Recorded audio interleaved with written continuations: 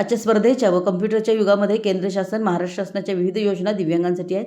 तथापि त्यांना त्या योजना मिळवून देण्यासाठी प्रशासन व लोकप्रतिनिधी कमी पडत आहेत.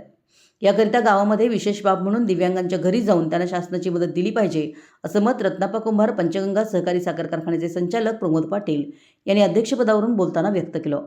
सहारा फाउंडेशन, महाराष्ट्र राज्य कबनूर यांच्या वतीनं नवीन वर्षानिमित्त दिव्यांग बांधवांना त्यांचे उपयोगी साहित्य म्हणजे कुबड्या, वॉकर, हातातील स्टिक तसेच विविध साहित्य मोफत वाटप प्रसंगी ते बोलत होते.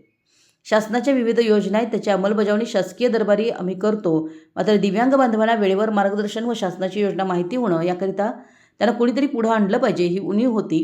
ते काम सहारा फाउंडेशनमार्फत केलं जातं हे अभिमानाचं आहे.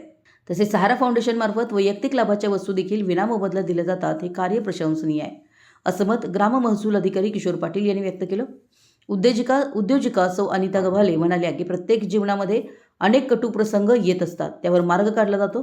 कारण ते बोलू शकतात, ऐकू शकतात, हातपाय हलवू शकतात. मात्र अनेक दिव्यांग बांधवांना शरीरातील अनेक अंग हे जन्माला आल्यापासून बंधत्व होत असतात. त्यावर त्यांनी मात करून आपलं जीवन ध्येय साध्य करण्याचा प्रयत्न करीत असतात.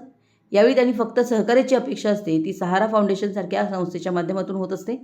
याचा अभिमान वाटतो. याचा आदर्श सामाजिक कार्य करणाऱ्या इतर संस्थांनी घ्यावा, असंही ते म्हणाले. यावेळी हातकणंगले पंचायत समितीच्या माजी सभापती रेश्मा संधी, कबनूर ग्रामपंचायतीचे सरपंच सुलोचना कट्टी, उपसरपंच सुधीर लिगाडे, अपंग संघटनेचे नंदा चंदुरे, दादासो कांबळे, डॉक्टर मुस्कान शेख संधी आदींची मार्गदर्शन भाषणं झाली. सदर कार्यक्रमात महेश कांबळे, सचिन सुतार, रहीम शेख, मोहम्मद पाशा, अप्पासो गोकावी, पत्रकार प्रकाश विटकर, रिझवाना मकानदार, सुखदेव भोसले, राजू पट्टणकोडी, सुधाकर महाडिक तसेच लाभार्थी नागरिक उपस्थित होते. स्वागत ॲडव्होकेट परवेज संधी, प्रास्ताविक पपालाल संधी, आभार उमेश जाधव व सूत्रसंचालन मोहन नाईक सर यांनी केलं. मराठी एस न्यूजसाठी कबनूरहून चंदुलाल फकीर.